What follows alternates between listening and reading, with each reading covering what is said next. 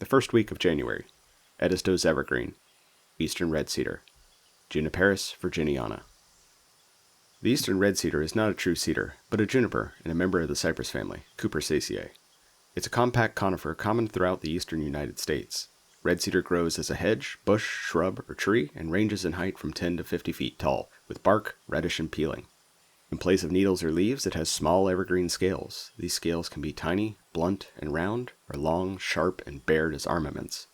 In the Lowcountry, most of what we see is the southern red cedar, Juniperus virginiana variety silicicola, which prefers maritime forests and is usually more shrub-like in appearance.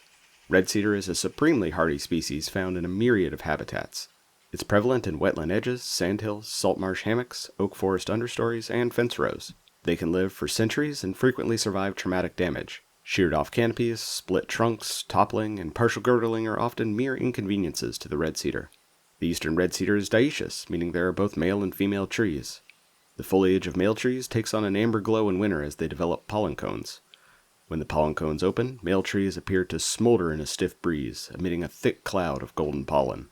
Female trees take on a blue sheen as their berry-like cones mature. These fleshy cones are an important food source for many birds, particularly the cedar waxwing, which is named of its fondness for the fruit. The eastern red cedar has several interesting cultural applications. They've historically been harvested for use as Christmas trees and in floral arrangements. Red cedar wood is rot-resistant and commonly used for fence posts. The heartwood is great for making both pencils, longbows, and hope chests. The aromatic compounds in the heartwood also repel moths, particularly the ones that prefer to perforate wool. That same heartwood is a vibrant violet when freshly cut, a remarkable sight to the unsuspecting woodsman. Lastly, but certainly not least, juniper berries are an important flavoring in the spirit gin. They can also be used in cooking to impart that same flavor.